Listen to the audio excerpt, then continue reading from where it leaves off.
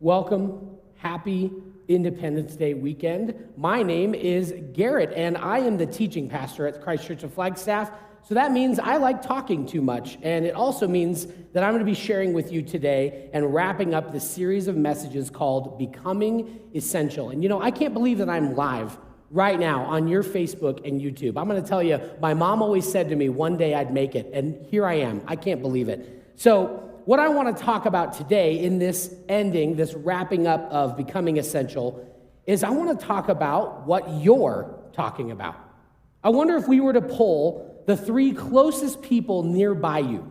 I wonder if we were to ask them what you talk about the most in your life. What are the top 3 things you spend most of your day talking about? Wouldn't it be fun to find out right now what they would answer? Tell you what, why don't you pause, because I'm live, so you can just catch up later. I'm just going to keep going. But what if you were to ask the people nearby you or text someone you know and say, what are the top 3 things that I talk about all the time, maybe too much? Find out now, because Chris and I, our senior pastor, Chris and I, we have been talking a lot. And what I know is that we have been really, really intentional for the last 5 weeks to talk and choose intentionally to talk about what the first followers of Jesus practiced. We've been reading through and studying what does it mean to become essential, because that's been a word that's trending over the last 5 months, and we've been discussing how that word has had some major ramifications on our society at large. What we've discussed is that just because a church building is open or a politician has made some statement doesn't mean that our community, our neighbors, or the next generation think that church is essential. Just because someone has said something doesn't mean that the church is actually seen as essential by the people we care about. But when we look at the first original followers of Jesus, the OG Christians in the book of Acts, their story is one where they became essential to their friends, their neighbors, their community overnight. This is why we've been reading the New Testament book called the Acts of the Apostles, because it lays out how these first Christians became essential. So here's what we've been learning in the last few weeks. The first Christians, they practiced being bold, outward, creative, collaborative, and today we're going to look at vocal. Now, if you've missed any of those other words, any of those other 4 conversations, just go back to our YouTube channel, any of our Facebook posts, and you'll see all the old messages with Chris and I or other guest speakers. It has been such a great series. I've enjoyed being a part of it so much, but what I want to encourage you to do is lean in today as we talk about being vocal. Here's how we would define vocal today. Vocal is the practice of being intentional about your words so that they help someone follow Jesus. At Christ Church of Flagstaff, that's our mission statement, to help one another follow Jesus. And at some point, all of us are going to have to wrestle with this idea that the only way I'm going to be able to help someone else follow Jesus is when I eventually get the opportunity and the boldness, the willingness to use my words, to be vocal. Paul, the apostle, who we discover and meet in the book of Acts, he was a man who practiced this the very best. He was a man who started out as someone who hated Christians. Why don't you think about that for a minute? The man who wrote most of the New Testament, he started out as someone who was hired by the Jewish councils to eliminate Christianity. He was hired to gather them up, to arrest them, and to try them, and even kill them if he had to. And he was the main guy hired to stop the spread of Christianity, and he ends up having a supernatural experience he could not explain on a road traveling to another city to go wrangle up Christians. He meets Jesus supernaturally, and Paul becomes the chief lead entrepreneur of the kingdom of God. He goes from trying to stop it to being the main spokesman of the kingdom of God. And when he was arrested again, by the way, in the book of Acts, Paul gets arrested like all the time. He's like Johnny Cash. Like he just keeps getting arrested. And so when he was arrested again in chapter 23, Paul wonders if this is his end. He's like, all right, I don't know if I'm going to go on further. And it says supernaturally again, Jesus shows up to him. It says the following night, Acts 23:11, the Lord stood near Paul and he said, take courage.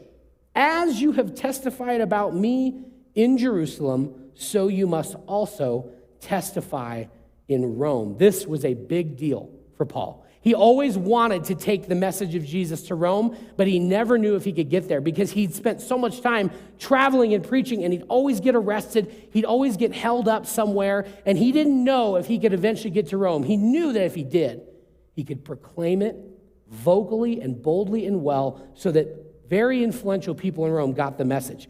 Jesus reminded Paul in a very low moment for Paul. He reminded him, your mission is still going on and that you will preach in Rome. And as the book of Acts comes to an end in chapter 28, we see these inspiring last words of the book. They not only summarize Paul's mission fulfilled, but it summarizes the past, present, and future of the church. Read this with me. It says in Acts 28, for 2 whole years, Paul stayed there, that's in Rome, in his own rented house. Maybe an Airbnb, who knows? And he welcomed all who came to see him. He proclaimed the kingdom of God, and he taught about the Lord Jesus Christ with all boldness and without hindrance. This is a picture of Paul being vocal. This is a picture of what it means to be a church that's vocal, to be a follower of Jesus who's vocal. Paul was always the best example of this. The church in the book of Acts became essential because it started with somebody like Paul being vocal. And that would gather people together. They would learn, they would grow, they would discuss, they'd go back and forth. And a church today that is going to be considered essential is a church that will practice being vocal in that same way, gathering people to discuss, to learn. Now, here's the deal. When I mention Christians being vocal, I can feel some of you through the camera cringing right now. I think some of us feel concerned about talking about Christians speaking up more because we've seen bad examples of Christians being vocal. You're probably concerned that we're asking you to do something that you've seen a negative example of. Now, I also feel that there's some of you through the camera that you are too excited to talk about this topic. In fact, you feel like the church is never vocal anymore, and we need to step it up here because we haven't been vocal like it used to be in the old days. So I want to say something as we start this very, very clearly today. Being vocal is not about loudness. Being vocal is not about being loud. Vocal is not being an aggressive person or saying things that are intentionally divisive. I want to say this to many of you who think that because you're right, that you have the right to be heard. Just because you're on the right team or your opinion is correct does not mean that anyone can hear you. Your aggression and your divisiveness is in the way of what you stand for. It's not about, being vocal is not about forcing a conversation unnaturally, bringing it up at any moment because you feel hurried on the inside. And it is certainly, being vocal is certainly not about you posting something awkward on Facebook and seeing who responds, who takes the bait. That is not what we're talking about. Many of us have maybe been to a beach somewhere, a public place that's very crowded in a city, and someone was vocal, proclaiming something about Jesus, turn or burn, that kind of thing. We're not talking about that kind of tone. Being vocal is the practice. This is what we've learned from the book of Acts, from our OG original first followers of Jesus. Being vocal is the practice of being intentional about your words so that they help someone follow Jesus. We see this in Acts all the time. And what they did, every follower of Jesus throughout history who's made a difference with their words, every day they saw it as a new opportunity to intentionally and clearly talk about one of two things. And I want to, if you go back to the book of Acts, I just want to have you read it differently now. Notice that all of the followers of Jesus who speak out loud, they only talk about one of two things. They either talk about the story of Jesus or they talk about their own story of experiencing Jesus. And for us today, that's why this is on your screen. You and I, every day, it's a new opportunity to talk about the story of Jesus or your story of experiencing Jesus. That's always the content. This has always worked. It's always been the way that the first Christians followed Jesus with their words vocally. They would talk about the story of Jesus or they would talk about how they experienced Jesus. The early church leaders, they were good at this. They, through a lot of mistakes and failures and other upsets, they got really good at this, and they passed down to us their advice on how to be vocal. So for the rest of our time, I want to talk to you about practical, instructive ways you and I can be vocal. And as we get to that kind of instructive part, I want to be so clear. We're not vocal just because we should be. We're not vocal just because that's what passionate Christians do. And we're not vocal just because we have some goal to reach. We are vocal because we love our neighbor. We are vocal because we care about the next generation. We're vocal because other places are being vocal and maybe not helping.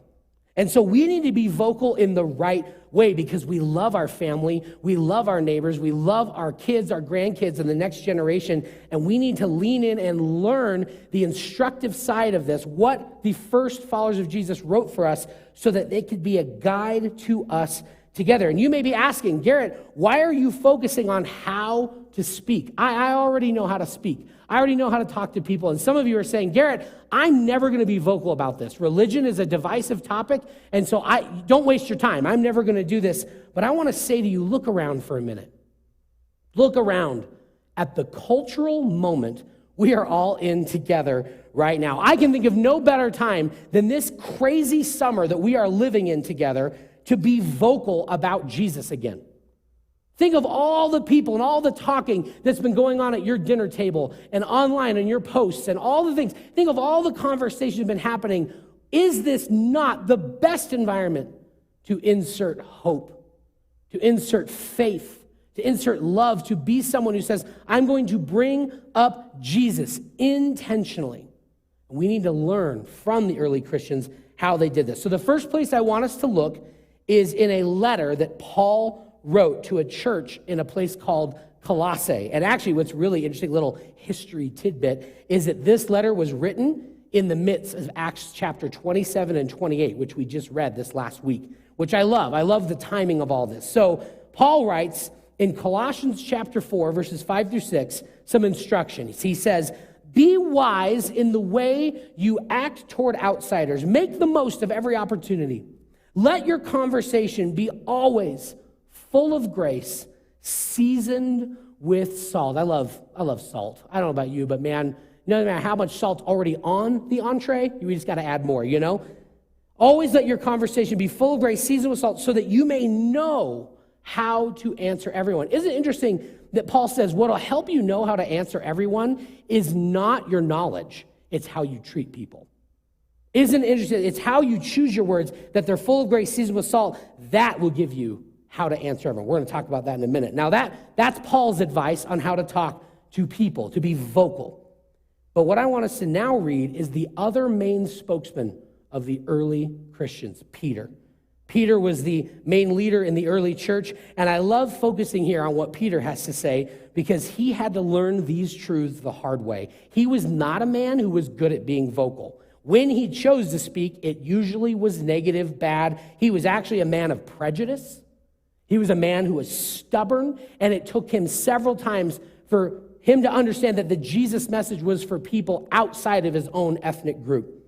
And he often used his words poorly and incorrectly, but after he learned his lesson from years of failure, Peter wrote these words to the early church. He says, 1 Peter 3, always be prepared to give an answer to everyone who asks you to give the reason for the hope that you have. But, I love that Peter says this, but do this with gentleness and respect, keeping a clear conscience. So let's use this ancient advice as a foundation. What I want to give you is 4 ways to becoming vocal today. 4 ways that I learned from these 2 passages of Scripture, 2 from Colossians, 2 from Peter. Here we go. 4 ways to becoming vocal. Number 1, would you just be wise about who is with you? Let's not focus on what we're going to say perfectly, but let's focus on who we're with. That is the greatest thing you can do when it comes to being vocal. If you're posting something, if you're in a dinner conversation, if you're one-on-one with somebody, if you're on a Zoom meeting, are you able to just sit and focus on who's with you? Do away with hurry.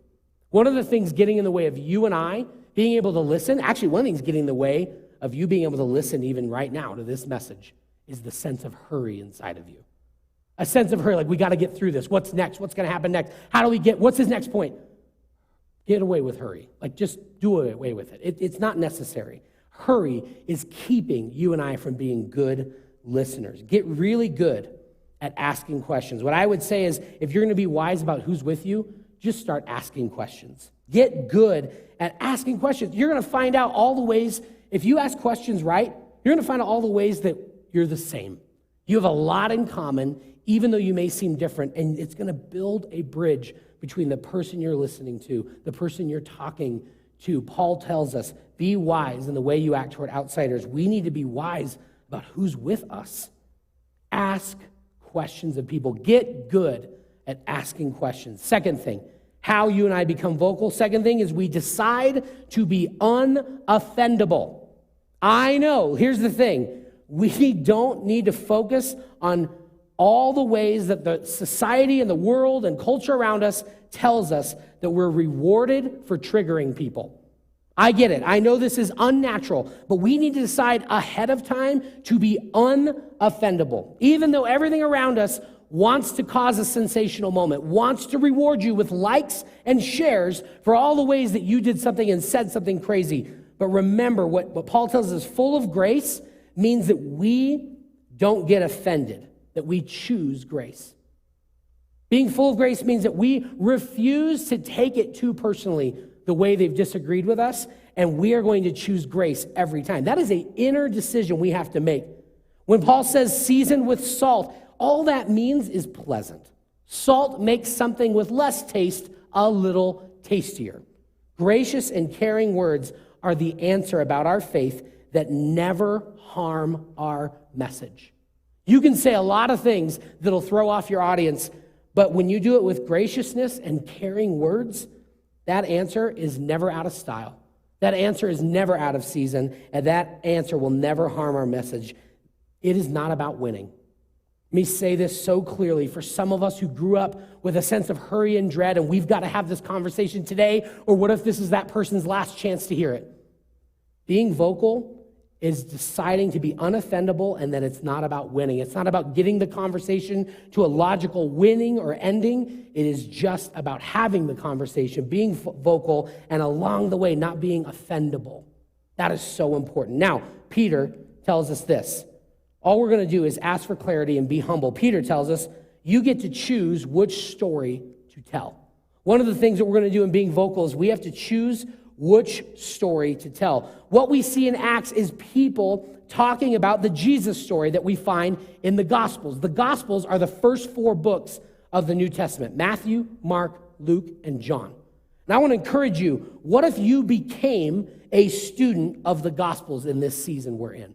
What if you chose to put aside all the other things you're thinking about, and I'm just going to read every day one chapter in one of the Gospels. I'm just going to dive in and be a student of Jesus, his life, and his teachings.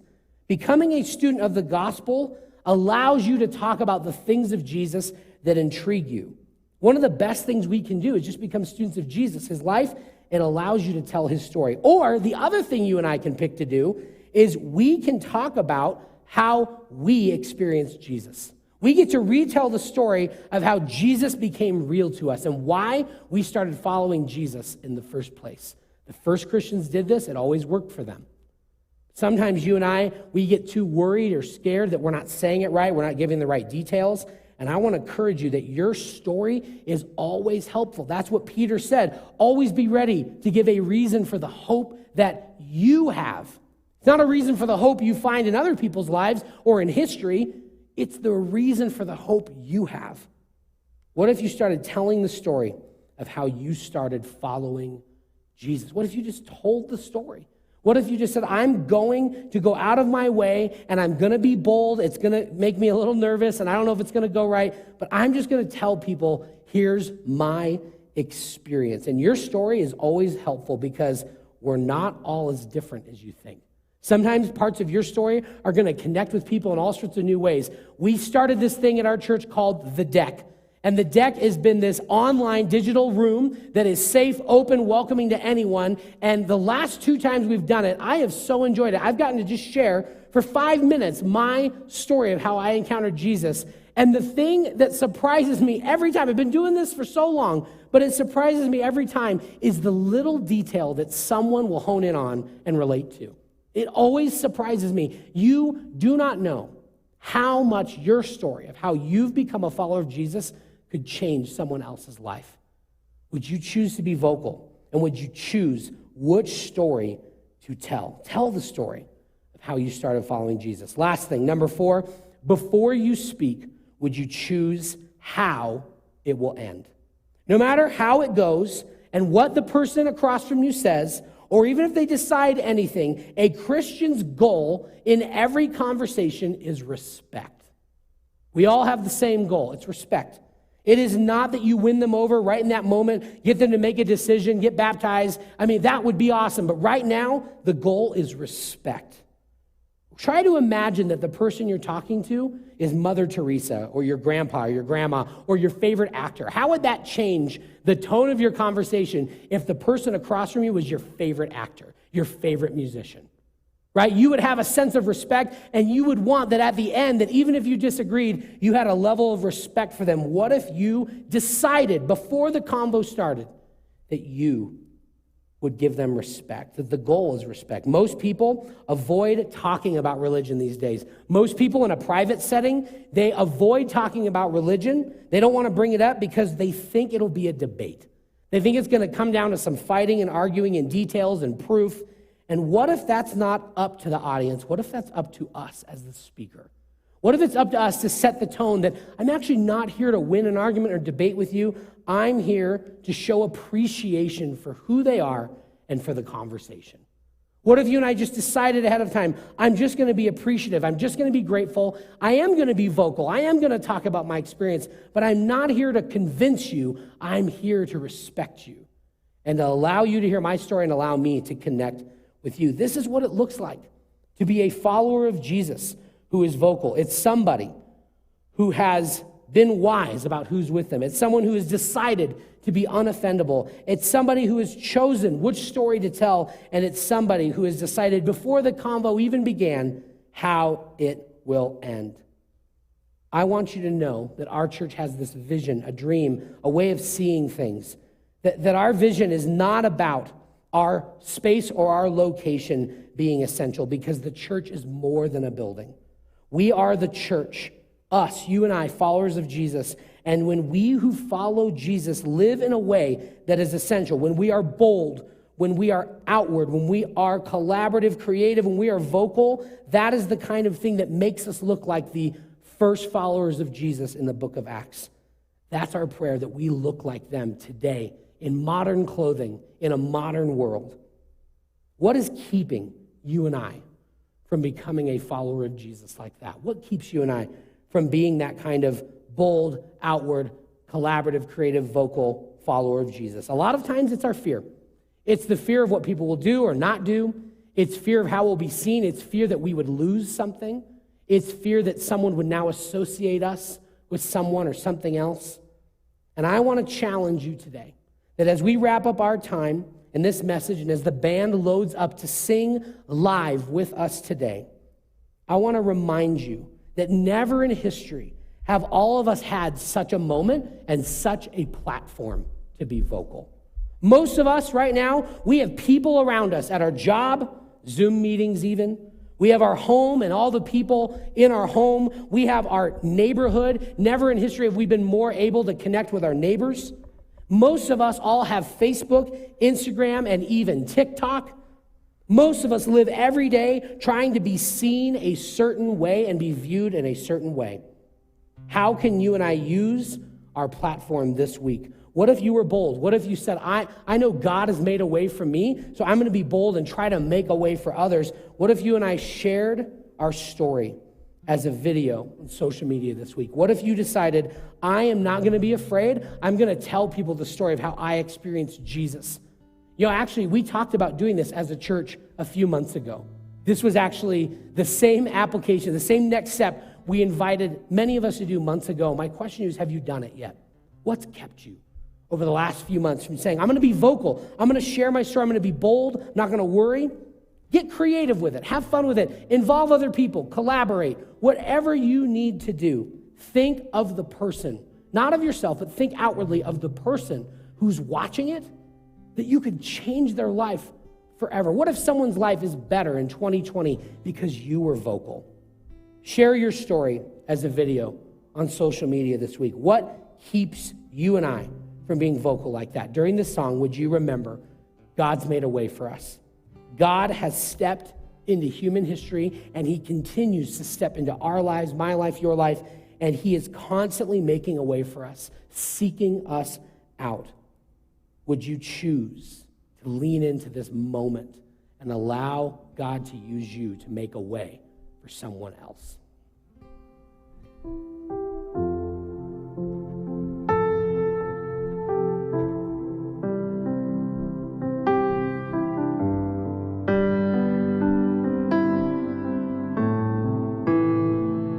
You are here, moving in our midst.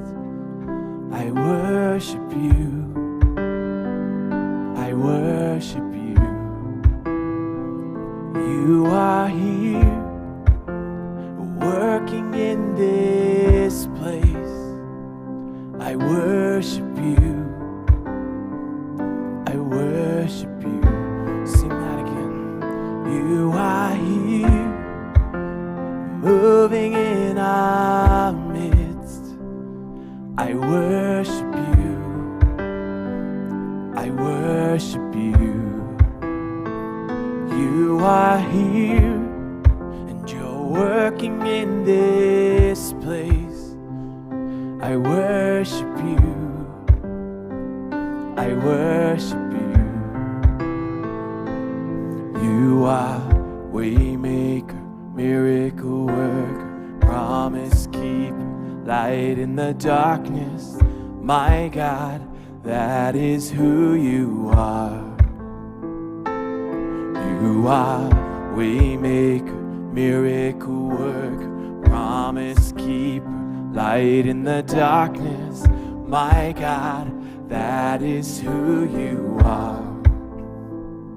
You are here, touching every heart. I worship you. I worship you. You are here, and you're healing every heart. I worship you. I worship you. You are here, turning lives around.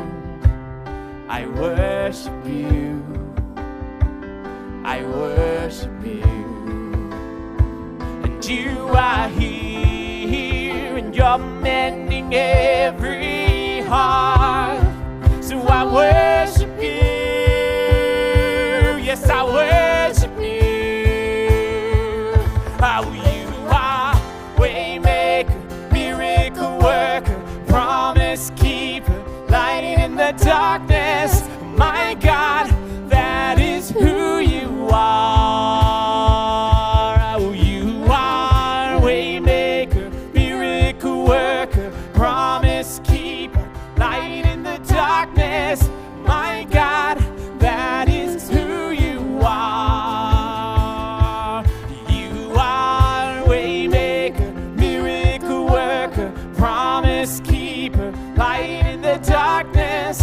My God, that is who you are.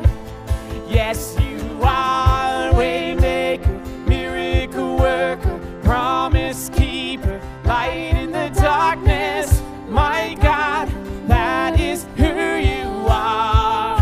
Oh, that is who you are. That is who you are. That is who you are. That is who you are. Oh, that is who you are. That is who you are. That is who you are. That is who you are. You are waymaker, miracle worker, promise keeper, light in the darkness. My God, that is who you are.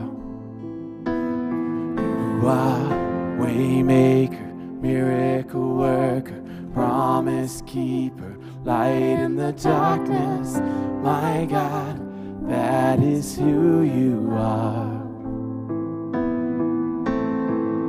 Even when I don't see it, you're working. Even when I don't feel it, you're working. You never stop working. You never stop working. Even when I don't see it, you're working. Even when I don't feel it, you're working. You never stop working. You never stop working. Even when I don't see it, you're working. Even when I don't feel it, you're working. You never stop working. You never stop working. Even when I don't see it, you're working. Even when I don't feel it, you're working. You never stop working. You never stop, 'cause you are Waymaker, miracle worker, promise keeper, light in the darkness. My God, that is who you are. Oh, you are Waymaker, miracle worker, promise keeper, light in the darkness. My God, that is who you are. Oh, that is who you are. That is who you are. That is who you are. That is who you are. That is who you are. That is who you are. That is who you are. That is who you are. You are Waymaker, miracle worker, promise keeper, light in the darkness. My God, that is who you are. Oh, oh, that is who you are. That is who you are. And that is who you are. And that is who you are.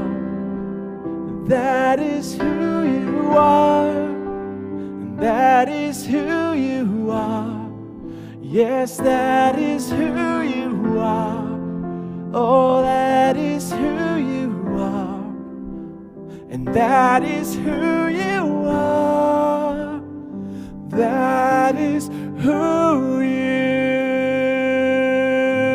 are.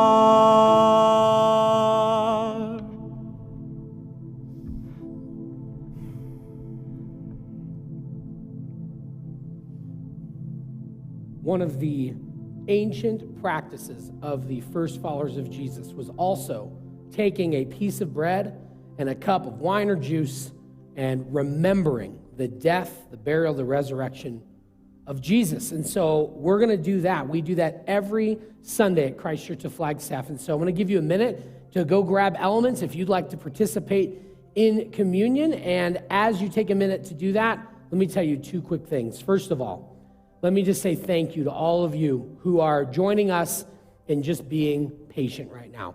This has been a challenging season, and we were really hoping that next Sunday, a week from today, we would be able to gather in person at our building and go back to a semblance of normal. And that's just not happening right now. And I hope that you received the letter from our senior pastor, Chris Reed, this last week. If you didn't, please make sure you go download our app. It's one of the best, quickest ways to get updates about what's going on and to make sure that you get right away info about our church, when we're going to open. We don't know when right now. And Chris says all of that in his letter. But I just want to say thank you for your patience. Thanks for, in this time, let's choose to take this moment and pray for people in our community, in our state, in our nation, in the world who we know have been dealing with this virus, have personally been sick, may be hospitalized because of the virus, and we're choosing to honor and love our neighbor as much as we would ourselves. And so we are going to honor that until we feel and we see that it's the time and it's right to do that. I want to thank all of you also for your generosity in this season. I want to thank you for those of you who've said, we're not going to stop giving. We're not going to stop being a part of what God is doing. I want to thank you to all of you who have been generous, and you've allowed us to be a part of locally all of the good God we feel has called us to do. Thank you for your partnership with us. It is so meaningful, and as you see the ways to give on the screen, just know that that is our reminder to say thank you. Thank you for all the ways that you give above and beyond in a time that is so mysterious and challenging, and yet reminds us of the things that matter most, like generosity. Which generosity is what we learned from Jesus, isn't it? He's the one who gave up his body freely for you and I. He's the one who poured out his blood willingly for you and I so that we could know the forgiveness of God, so that we could know the grace of God, so we could know the love of God, that you and I could have a union with God. Communion is about that union with God. Would you take a moment right where you are, and let's think about the original reason we all started talking about religion. We all started following Jesus at one point in our life. The original reason is because of God's love shown to you and I in Jesus. It is because his body given up for us is God saying, nothing can separate me from you. His blood is the new covenant God has made with us, saying, follow me. I give you new hope, a new start, a new life, hope now and later for eternity. Just follow me, trust me. Would you take a minute and remember that as we share in the body of Jesus given for us? Take this in remembrance of him.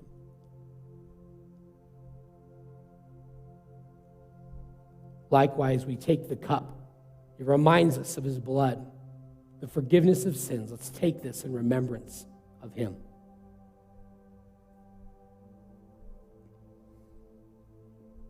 As we sing this next song, there's a line in this old hymn that says, I raise my Ebenezer, which sounds like an old reference to a Christmas movie, but actually it is an old Jewish phrase from the ancient Jewish scriptures, the Old Testament, and it reminds us of these moments where they would raise some kind of a stone or a rock or a monument to God's power and love and faithfulness in their life. And in the same way, communion is a monument to you and I forever, every time we celebrate it, of the love of God and the forgiveness that you and I have freely, and how badly you and I need to remember it every week, that we are loved and that we have a message that we need to get out to others. Would you, as you sing this old hymn with us, would you remember this monument to God's love and grace in your life, and how someone nearby needs the same hope that you've experienced? Sing this with us.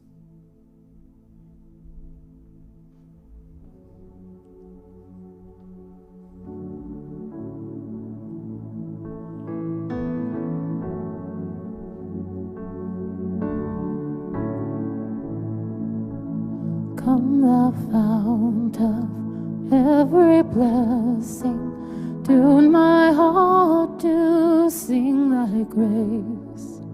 Streams of mercy never ceasing, call for songs of loudest praise. Teach me some melodious sonnet, sung by flaming tongues above. Praise the mount I'm fixed upon it, mount of thy redeeming love. Here I raise my Ebenezer, hither by thy help I come, and I hope by thy good pleasure safely to arrive at home. Jesus sought me when a stranger, wandering from the fold of God. He to rescue me from danger interposed his precious blood.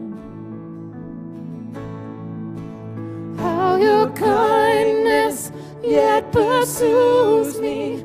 How your mercy never fails me, till the day that death shall lose me. I will sing, oh, I will sing.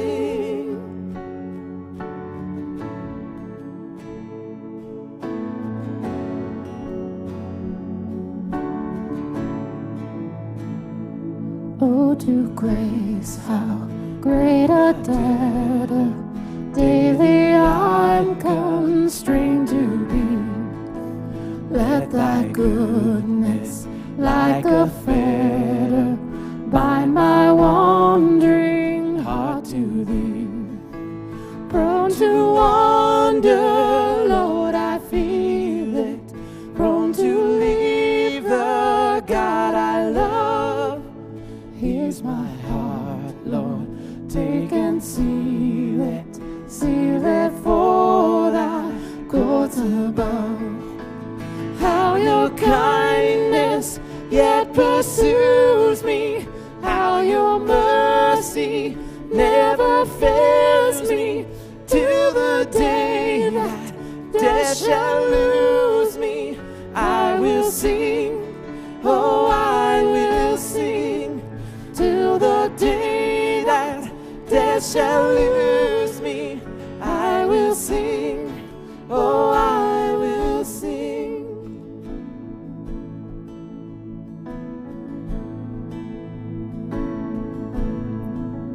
Prone to wander, Lord, I feel it.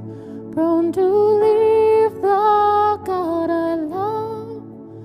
Here's my heart, Lord, take and seal it for thy courts above. Here's my heart, Lord, take and seal it for thy courts above.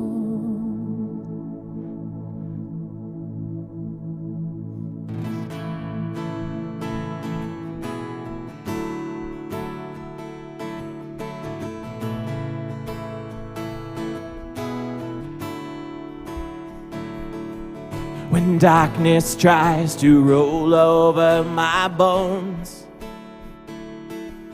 when sorrow comes to steal the joy I own, when brokenness and pain is all I know, I won't be shaken. No, I won't be shaken. My fear doesn't stand a chance when I stand in your love. My fear doesn't stand a chance when I stand in your love. My fear doesn't stand a chance when I stand in your love.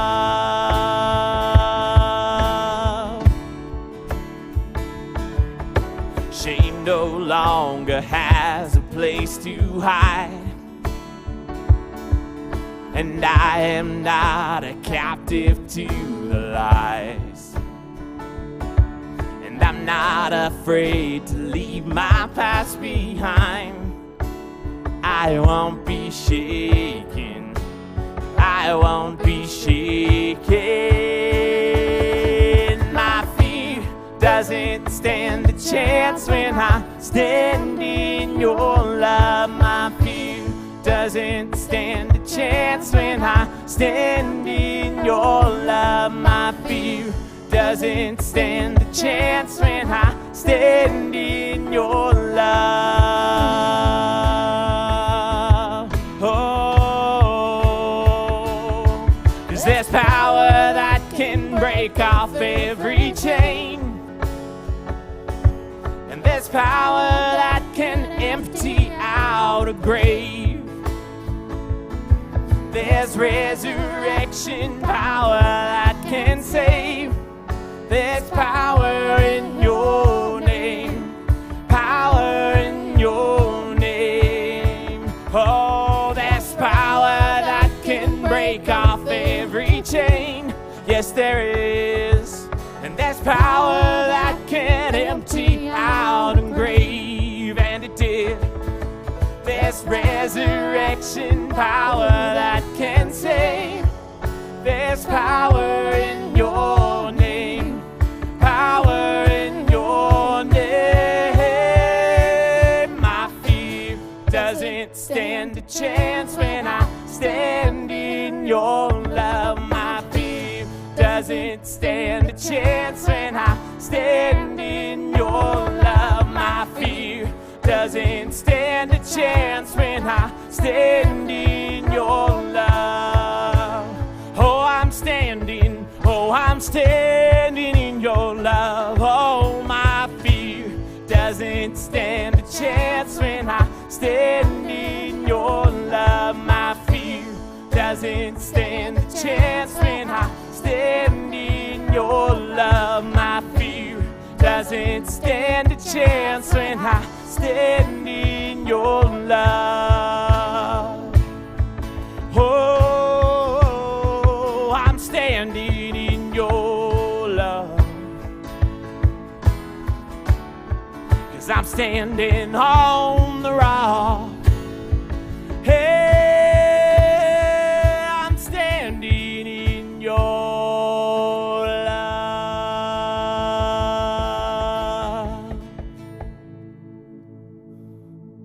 Thanks so much for worshiping with us today. Let's go help one another follow Jesus.